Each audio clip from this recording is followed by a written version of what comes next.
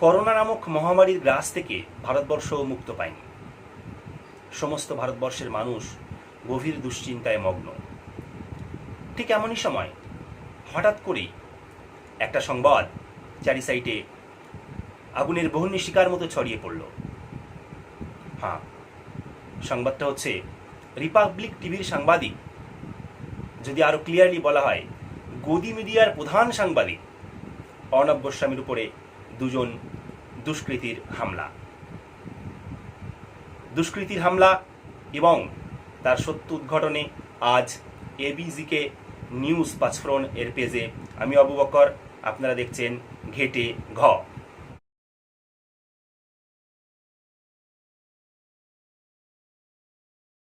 রাতের বেলা নিজের ওয়াইফকে সাথে নিয়ে ফিরছিলেন নিজের কর্মস্থল থেকে। ঠিক তখনই কি এমন হলো, শুনুন অর্ণবের নিজের কথা থেকে। Security guards had held the people, and there was this bike, and the people who were in it had been accosted by my security persons. I kept driving, I turned to my right, I entered my building. Upon entering the building, when I got out, I inspected the car. My wife and we came out of the car, and my security persons took another 15, I would say, 5 minutes to reach my building. অর্ণবের কথাই পরিষ্কার। উনি কি বলছেন, যখন পেছন দিক দিয়ে দুজন আততায়ী তাকে অ্যাটাক করেছে, উনি গাড়িটা নিয়ে সোজা চলে আসলেন ওনার যেখানে গাড়িটা রাখার জায়গা সেখানে আসলেন। তারপরে তিনি প্রশ্ন করলেন তার সিকিউরিটি গার্ডকে। দেখেন, এখানে একটা কথা বলছেন, প্রথমে বলছেন 15 মিনিট, তারপরে বলছেন 5 minute. Points two be noted, প্রথমে 15 মিনিট, তারপরে 5 মিনিট। সত্যটা কি, আসুন তারপরে কথা শুনি। They reached the parking lot of my building, and I asked them what happened and who were these people. And they said to me that they were Congress workers, youth Congress workers, who had said that they had been sent to attack me. And youth Congress workers who said they had tailed me, and they were given instructions by their higher-ups to attack me, to teach me a lesson. So I just want to tell you, Sonia Gandhi, that you're the biggest coward in this country right now. গাড়ি থেকে নেমে উনি ওনার guardian, যারা guard ছিলেন, guardman আর কি, তাদেরকে জিজ্ঞাসা করলেন ব্যাপারটা কি। সাথে সাথে ইনভেস্টিগেশন হয়ে গেল। যারা বডিগার্ড ছিলেন তারা বললেন যে দুজন ছেলে অ্যাটাক করেছে তারা ছিল ইউথ কংগ্রেসের মেম্বার। তারপরে সোনিয়া গান্ধীকে উনি গালাগালি করছেন, কাওয়ার্ড বলছেন। প্রশ্নটা হলো, এত তাড়াতাড়ি উইদিন সাম মিনিটস কী করে ডিটেকটিভ হয়ে গেলেন? কী করে উনি বলে ফেললেন যে এরা ইউথ কংগ্রেস ওয়ার্কার ছিল? সত্যটা কি, এর মধ্যে কি নিগুড় সত্য লুকিয়ে আছে? আসুন ঘেটে ঘর পর্দায় আমরা বিশ্লেষণ করি।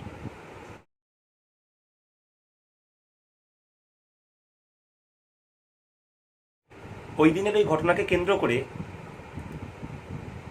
দি উইন্ড সংবাদ মাধ্যমের সাংবাদিক অর্ণব গোস্বামী সম্পর্কে কী তথ্য দিচ্ছেন আমরা একটু দেখে নেব। দি উইন্ড সাংবাদিকের অর্ণব গোস্বামী সংক্রান্ত তথ্য।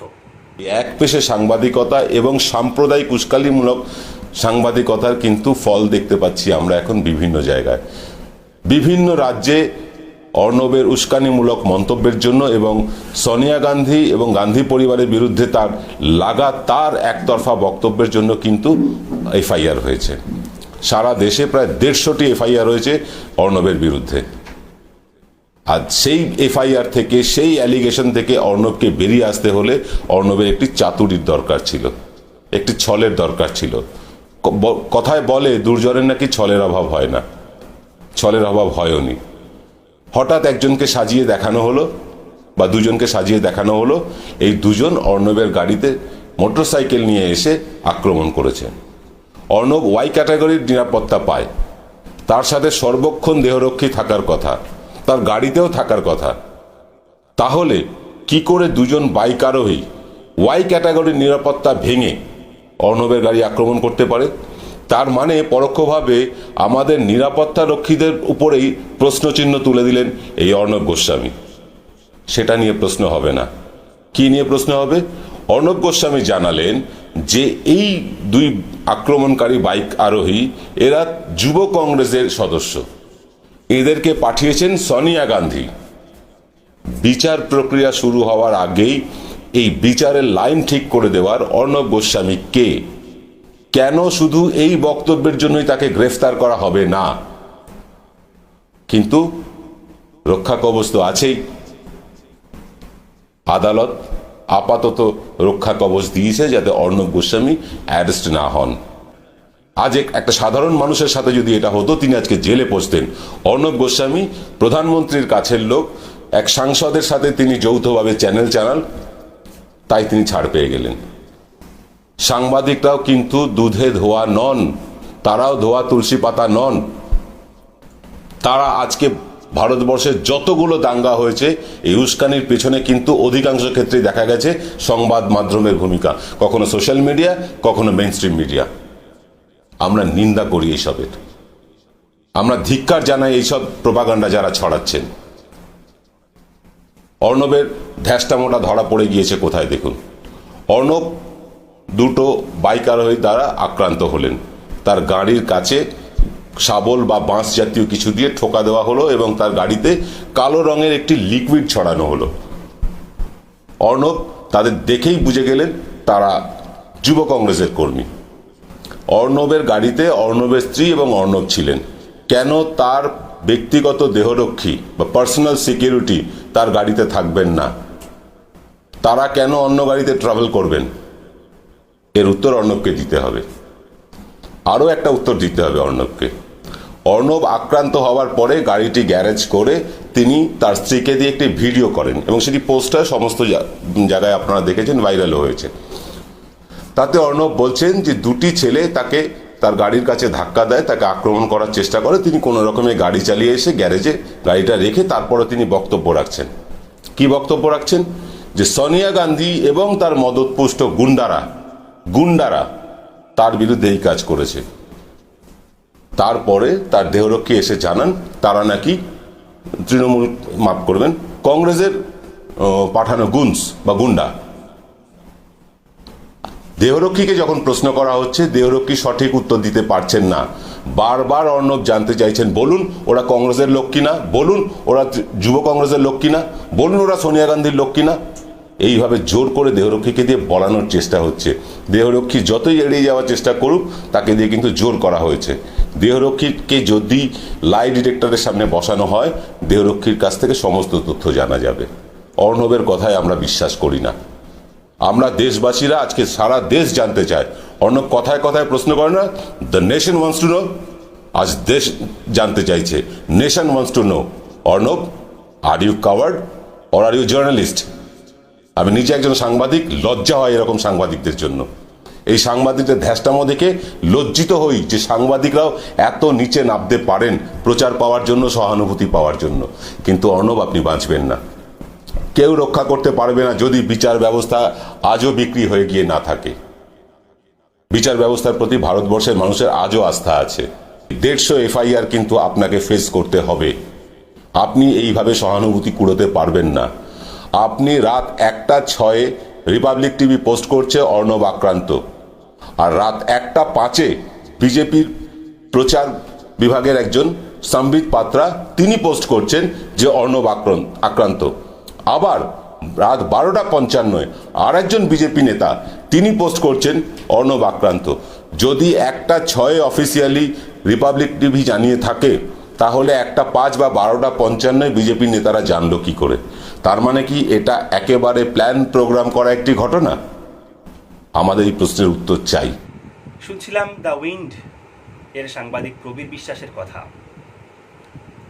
এবার আসি অর্ণব গোস্বামীর ব্যক্তিগত লাইফ সম্পর্কে। তথ্য অনুযায়ী অর্ণব গোস্বামীর ঘোষিত সম্পত্তি 383 কোটি টাকা। হ্যাঁ, ভুল শুনছেন না, ঠিকই শুনছেন। একজন সাংবাদিক যে অক্সফোর্ড থেকে পড়াশুনো করে এসে আসামের একটা প্রত্যন্ত গ্রামের মানুষ, মাত্র কয়েক বছরের মধ্যে কি এমন মিরাকেল ঘটল যে তার সম্পত্তি একে লাফে 383 কোটি টাকা হয়ে গেল? এই প্রশ্ন যদি আমি করি, আমি হয়তো দেশদ্রোহী হয়ে যাব। অনেকের কাছে আমি হিংসার পাত্র হয়ে যাব। যাই হোক, এই অর্ণব গোস্বামী সরকারের বিভিন্ন সময়ে বিভিন্ন এজেন্ডা নিয়ে সেটা ট্রিপল তালাক বলি, 370 বলি, মব লিঞ্চিং বলি বা দিল্লি রায়ট নিয়ে, সবসময় রিপাবলিক টিভির সংবাদ মাধ্যমে যাকে দৌড়াতে, নাচতে, হাততালি দিতে, চেঁচাতে দেখা যায় সেই অর্ণব গোস্বামী। মিরাকেলটা জানার ইচ্ছা অবশ্যই আমাদের আছে। নিজেকে একজন প্রখ্যাত সাংবাদিক মনে করা মানুষ অর্ণব গোস্বামী, ভারতবর্ষের কত পার্সেন্ট মানুষ অর্ণব গোস্বামীকে ফলো করে? আসল ঘটনা কি?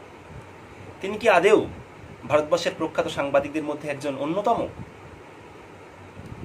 কখনোই ওনার বক্তব্যের মধ্য দিয়ে উন্নয়নের কথা, উন্নতির কথা, সরকারের প্রশ্ন করার কথা শোনা যায় না। সবসময় বিতর্কমূলক পোস্ট, বিতর্কমূলক কথা, ধর্মীয় ভাবাবেগে আঘাত করা, এটাই ওনার কাজ। আসুন হিন্দি সংবাদ মাধ্যমের একজন মহিলা সাংবাদিক সুচি শ্রীবাস্তবের কথায় অর্ণব গোস্বামী সম্পর্কে সঠিক তথ্য জেনে নিই।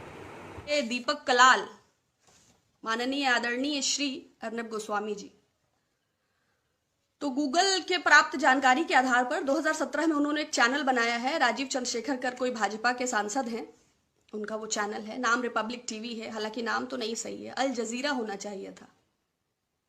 नहीं, माचिस के डिबिया में इतना शोर। तो बहुत उनका कहना है कि वो बहुत प्रख्यात पत्रकार हैं, उनका प्राइम टाइम शो है, उनकी बात का बहुत वजन है। तो पिछले 6 महीनों के मैंने उनके डिबेट्स को एक मोटा मोटा एनालाइज किया, तो वो सिटीजनशिप अमेंडमेंट एक्ट और एनआरसी और तबलीगी जमात और पालघर लिंचिंग और 370, मतलब सांप्रदायिक भावनाओं के इर्द गिर्द ही उनके थे। उनका कोई भी डिबेट जीडीपी या अर्थव्यवस्था या युवाओं के रोजगार या महिलाओं की सुरक्षा या धरातल पर मुद्दे या बदहाल स्वास्थ्य सेवाएं या कोरोना की जांचें या पीपी किट्स या वेंटिलेटर, ऐसी किसी भी विषय पर उनका कोई डिबेट मुझे नहीं प्राप्त हुआ 6 महीने के आधार पर। लेकिन वो कहते हैं कि वो बड़े पत्रकार हैं। दूसरा, मैंने उनका पिछले 12-15 दिनों का उनकी व्यूअरशिप को ऑब्जर्व किया। रिपब्लिक टीवी जो वो उनका प्राइम टाइम डिबेट है, सेल्फ प्रोक्लेम्ड, तो 44,000, 55,000, 48,000 लोग लगभग उन्हें प्रतिदिन देखते हैं। सो 135 करोड़ के देश में अगर 44 से 55,000, 65,000 लोग कोई डिबेट डेली देखते हैं, तो इसका तात्पर्य हुआ कि 0.0037% जो है वो उनका दर्शक वर्ग है। 0.0037%, इतना विराट दर्शक वर्ग जिस पत्रकार का है, उस पत्रकार पर हमला तो लोकतंत्र पे हमला है। सरकार को इसे गंभीरता से लेना चाहिए। ये एनएसए अजीत डोभाल जी को देखना चाहिए, या लश्कर तैयबा या हिजबुल मुजाहिदीन की कोई साजिश हो सकती है, और उनकी वाई श्रेणी की सुरक्षा को बढ़ाकर Z+ कर देना चाहिए। क्योंकि वाई श्रेणी आप समझते हैं ना, जो कपिल मिश्रा को मिली थी दिल्ली के दंगों में, हाँ, तो वो धरती पे दंगा करते हैं, ये हवा में दंगा करते हैं। আপনারা দেখছেন এবিজিকে নিউজ পাসফ্রন্ট, এর পাতায় ঘেটে ঘ আলোচনা হচ্ছে মিথ্যা নিউজ থেকে বেরিয়ে এসে সত্য নিউজের পক্ষে। এতক্ষণ আমরা শুনছিলাম অর্ণব গোস্বামীর উপরে অ্যাটাক সংক্রান্ত বিভিন্ন ভিডিও। হ্যাঁ, এটা সত্য। এই ধরনের সাংবাদিকরা ভারতবর্ষের সংহতির কথা ভাবে না। বিভিন্ন বিষয় নিয়ে তারা সবসময় ধর্মীয় মেরুকরণ করতে চায়। কিছুদিন আগেই মুম্বাইয়ের বান্দ্রা স্টেশনে যখন প্রচুর মানুষ সামিল হয়েছিলেন, মজদুর শ্রেণীর মানুষ, তারা চাইছিলেন যে যার জায়গায় ফিরে যাবেন, সেটাকে কিভাবে ধর্মীয় মেরুকরণের মধ্য দিয়ে মুসলিম সমাজের সাজিশ বলে চালানোর চেষ্টা করেছিলেন এই অর্ণব গোস্বামী। কিন্তু কথায় আছে, ভালো মানুষ আজও পৃথিবীতে আছে। ধরা পড়েছেন সাংবাদিকদেরই কলমে। রিপোর্টার প্রতীক গোয়েল, নিউজ ল্যান্ড্রাই পত্রিকার একজন সাংবাদিক, তার ভাষায় এবং রাবিশ কুমারের কথায় আমরা অর্ণব গোস্বামীর সেই ফেক নিউজের প্রতিবাদ করব এবং দেখে নেব সেই নিউজটি। अब से थोड़ी देर पहले मुंबई के बांद्रा में जामा मस्जिद है, और इस जामा मस्जिद के पास अचानक हजारों लोगों की भीड़ जमा हो गई। इसलिए आज मेरे साथ पूछता है भारत कि मुंबई के बांद्रा में मस्जिद के पास किसने भीड़ जुटाई? लॉकडाउन में हर भीड़ मस्जिद के पास ही क्यों जुटती है? और आज का सबसे बड़ा सवाल कि अफवाह फैलाकर लॉकडाउन को कौन फेल करने की साजिश कर रहा है। बड़ा सवाल, क्या मुस्लिम नेताओं ने भाषण देकर लोगों को उकसाया और यहां भीड़ इकट्ठा की? लोगों की भीड़ के लिए क्या जामा मस्जिद जिम्मेदार? ओके, मस्जिद का क्या एंगल है? बहुत सारी न्यूज रिपोर्ट्स आई हैं जिसमें न्यूज एंकर्स बोल रहे हैं कि भीड़ मस्जिद के बाहर हुई और शायद मस्जिद से उनको उकसाया गया। मतलब बहुत ही निहायती बकवास बात है ये।